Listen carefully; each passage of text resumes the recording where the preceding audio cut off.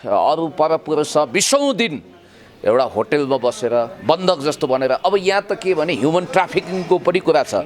शरीर लुटेर चुसेर उसले कतै बेच्न त लानी थिएन त्यो नक्कली इन्जिनियरले भन्ने कुरा पनि आइरहेको छ। आफ्नो पतिभन्दा परपुरुषमा बढी मन गर्ने त्यो एक प्रकारको रोगै हो महिलाको।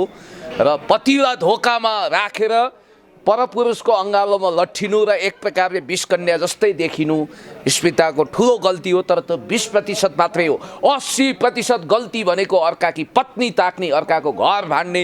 उनी डिभोर्सी भएर सिङ्गल थिइन् भने त त्यहाँ 1000चोटि विचार गर्नु पर्थ्यो भने एकजना नामले नारायण तर कामले पुरै कंस जस्तो मानिस त्यतातिर ढिम्किन आउँछ, उनको जिन्दगीमा बिथोल्न आउँछ। लाउरे हुन्छन्, परदेशमा राइफल बोकिरहेको पत्नी हुन्छन्, त्यही अपराधीको त्यही परपीडकको अङ्गालोमा।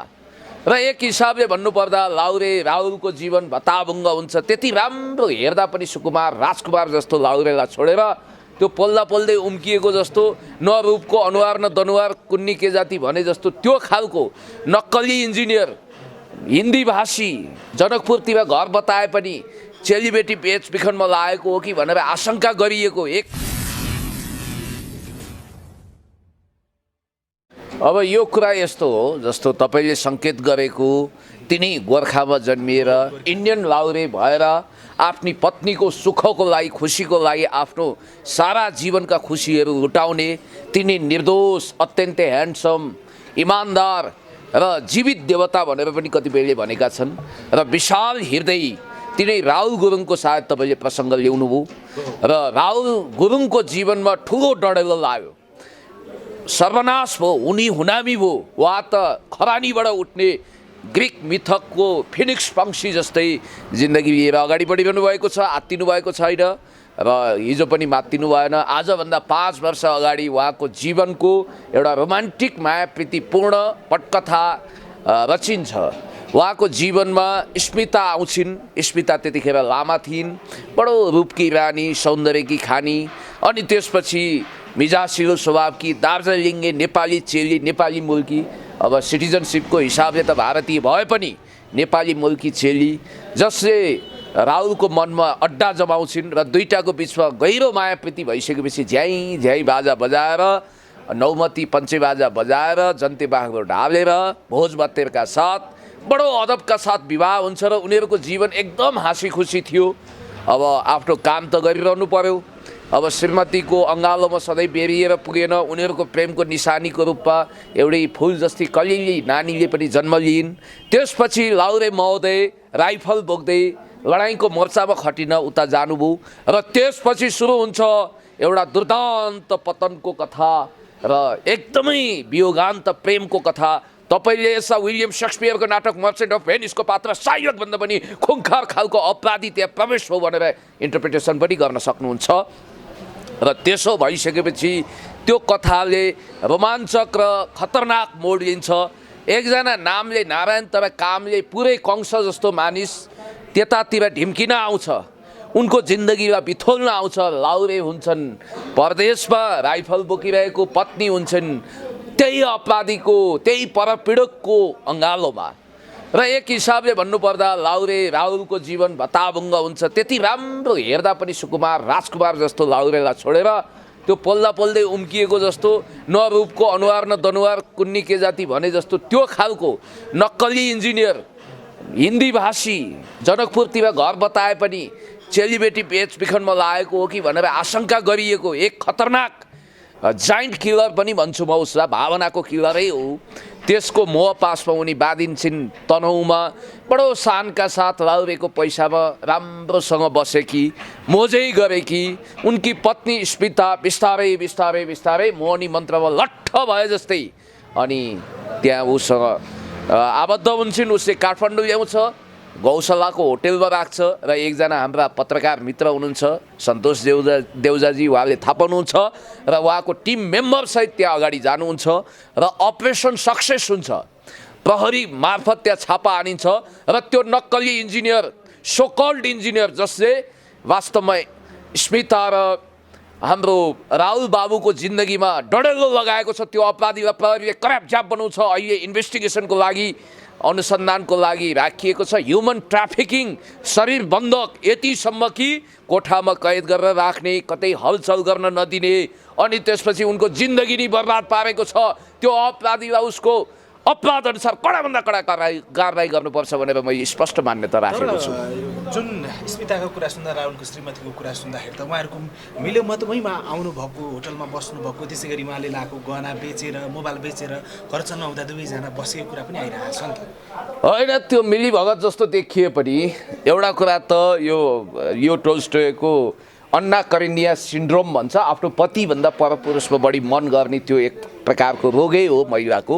र पतिलाई धोकामा राखेर परपुरुषको अङ्गालोमा लट्ठिनु र एक प्रकारले विषकन्या जस्तै देखिनु स्मिताको ठुलो गल्ती हो। तर त्यो 20% मात्रै हो। 80% गल्ती भनेको अर्काकी पत्नी ताक्ने, अर्काको घर भाड्ने। उनी डिभोर्सी भएर सिङ्गल थिइन् भने त त्यहाँ 1000चोटि विचार गर्नु पर्थ्यो भने एउटा राष्ट्र नै अलग भएको, राष्ट्रियता नै अलग भएको मान्छेले, हुन त यहाँ साम्प्रदायिक कुरा हुन सक्छन्, पहाडी या मधेसीको फिलिङ्सलाई भड्काइन सक्छ।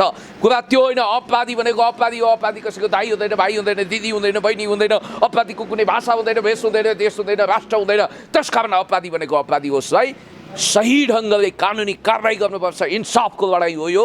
र मैले तपाईँलाई यति कुरा भन्न चाहन्छु। अलिकति म राजनीतिक काममा बढी व्यस्त भएको हुनाले अन्तिमतिर आएर के भन्छु भने, त्यो अपराधी जसले अर्काको सुन्दर संसारमा आगलागी गरेको छ र त्यो अपराधी जसले स्मिताको जिन्दगी त बर्बाद बनाएको छ र त्यो बालिकालाई पनि बिचल्ली गरेको छ। अब हाम्रो राहुल भाइ त अहिले पीडित सेलिब्रिटी जस्तो देखिनु हो। उहाँ फौजी हुनुहुन्छ, ह्यान्डसम हुनुहुन्छ, दबङ हुनुहुन्छ। उहाँको लागि षोडशीहरूको लाइन लागेको मैले सुने र उहाँको क्रेज सलमान खानको जस्तै रातारात उकासियो। तर म भन्छु अर्को फेरि स्मिता उनको जीवनमा नआउन्। हामी त्यो चाहन्छौँ। स्मिताले पनि आफूलाई धोइ पखाल्ने गर्ने मौका पाउनुपर्छ। यी त बडो विशाल हृदयका रहेछन् हाम्रो राहुल बाबु। उहाँले त 7 खत माफी गरिदिनु भयो। अरू भए जारलाई सिद्ध्याउँछु भनेर हिँड्न सक्थे। विशाल प्रशान्त महासागर जत्तिकै विशाल उनको हृदय रहेछ। उनले पत्नीलाई माफी दिए र यो पनि छुट दिए कि अहिले डिभोर्स गरेर हामी नदीका दुई किनारा हाम्रो सङ्गम असम्भव छ भने जस्तो स्थितिमा पनि हामी दुई किनारा भएका छैनौँ। मिडियाबाजी भयो, स्टन्ट भयो। त्यसकारण मैले हृदयमा प्रेम भए पनि तिमीलाई राख्न सकिनँ। पछिको कुरा देखा जाएगा भन्दै बेला बेलामा आउनु है, छोरीलाई स्याहार सङ्घार गर्नु हाम्रो प्रेमको निशानी भनेका छन्। तर राहुल भाइ चाणक्य नीति पढ्नु, जङ्गलमा त्यति धेरै सोझो रुख जस्तो नहुनु। जङ्गलमा सोझो रुख काटिन्छ, बाङ्गो रुख काट्दैन। त्यस कारणले गर्दाखेरि पानी जिम्लियो, खसीको भुत्ला नभुत्लाउन सक्छ। त्यसकारण मौका आउँछ, पर्खिँदैन, भएको खोलो फर्किँदैन। समयमै सदुपयोग गर्नुपर्छ। र राहुल भाइ तपाईँले भोलि अर्को विवाह गर्नुभयो भने पनि गर्नु भएन भने पनि तपाईँलाई यो घटनाले ठुलो चेतना दिएको छ। स्मिताको जिन्दगीमा डढेलो लागेको छ। उनी आफ्नी आमालाई भेट्न गएकी छिन्। अब वंशानुगत गुणले हो कि क्या हो, 2-3 पुस्तादेखि नै डिभोर्स गरेर आएको परिवार रहेछ। उनको आमा र बुवाको पनि डिभोर्स भएको रहेछ। त्यस कारणले गर्दाखेरि म त भन्छु त्यो अपराधीलाई कडाभन्दा कडा कारबाही हुनु पर्यो। राहुलको पनि जिन्दगी सुखमय होस्। स्मिताले पनि चोटहरू खपेकी छिन्, पीडाहरू बिहोरेकी छिन्। अब त्यहाँबाट ठुलो घटनापछि तुफान र आँधीबाट बचेको एउटा दुर्लभ बिरुवा जस्तै उनको विकसित जिन्दगी होस्। म यही चाहन्छु। अन्तिममा धेरै दर्शकले चाहिँ के चाहनु भएको छ भने दुवैजनाको भिडियो आउँदाखेरि हजुर दुवैजना रोइराख्नु भएको छ। बिछोडको पीडा दुवैजनालाई छ। कतिले भन्छन् अब एकचोटिलाई गल्तीलाई माफ दिनुहोस्, एकचोटि मिलन होस् बरु तपाईँहरूको भनेर कामना गर्ने पनि त छन्। हजुर, पक्कै पनि त्यो कामना गर्ने मध्ये एक म पनि हुँ, चाबीजी हुनु होला, तपाईँ हुनु होला, धेरै मान्छेहरू होलान्। त्यसकारण हामीले त्यो चाहना त राख्छौँ। तर अब अरू परपुरुष 20औं दिन एउटा होटेलमा बसेर बन्धक जस्तो भनेर, अब यहाँ त के भने ह्युमन ट्राफिकिङको पनि कुरा छ। शरीर लुटेर चुसेर उसले कतै बेच्न त लानी थिएन, त्यो नक्कली इन्जिनियरले भन्ने कुरा पनि आइरहेको छ। त्यसकारण यी कुराहरू दुधको दुध पानीको पानी छुट्टिनुपर्छ। अब परपुरुषको अङ्गालोमा बेरिएकी बिटुलो भएकी कन्यालाई म वरण गर्दिनँ भन्ने उनको अधिकार हो। त्यो उनीमा निर्भर गर्छ। होइन ठुलो हृदय बनाएर जे सुकै हो 7 खत माफी दिई, मेरो छोरीको आमै हो भनेर उनले भन्छन् भने पनि त्यसबाट उनी निचा हुँदैनन्, उच्च नै हुन्छन्। अब त्यो उनीमै डिपेन्ड गर्ने कुरा हो। अब स्मिताले पनि होइन मेरो श्रीमान नै सर्वस्व भनेर बलिन्द्र धारा रुँदै म आफूलाई बदल्छु भनेर यदि आइन् र त्यो कुरामा राहुलले विश्वास गरे भने असम्भव भन्ने कुरा के छ र? झोलाभरि टाउको ल्याउनु, अनि पैसा लानु भन्नेहरू त अहिले मिलेर काम गरिरहेका छन् भने दुनियाँमा असम्भव भन्ने कुरा केही पनि हुँदैन। दिन अब सूर्य पश्चिमबाट उदाउन असम्भव छ, खिर्राको बोटमा जाइफल फल्न असम्भव छ, बिरबलको खिचडी पाक्दैन, तर स्मिता र राहुलको बिचमा कुनै दिन फेरि पुनर्मिलन हो भने आश्चर्य नमान्नुहोस्। जाँदाखेरि अन्तिममा जो अहिले पीडामा हुनुहुन्छ राहुल, हजुर। स्मिता त अब अलरेडी पर पुरुषसँग रमाउने भइसकेकी छिन् होइन, राहुललाई चाहिँ के भन्नुहुन्छ यहाँ? राहुल स्मिताको पनि जिन्दगी बर्बाद भयो, उनी टाटा बाई बाई गरेर इन्डिया लागेकी छिन्। राहुललाई म भन्न चाहन्छु तपाईँले समयले ठुलो धैर्यताको परीक्षा लिएको छ, त्यसमा तपाईँ खर उत्रिनु भएको छ। तपाईँको जीवनमा दुःखपछि सुख आउँछ, तपाईँ धैर्यता राख्नुहोस्। अहिले कालो रात छ तर बिहानको सूर्योदय अवश्य हुन्छ, तपाईँले त्यो मौकाको सदुपयोग गर्नुहोस्। तपाईँको जीवन सुखमय होस्। Wish you all the best भन्न चाहन्छु, यही भन्छु। Thank you sir. Thank you.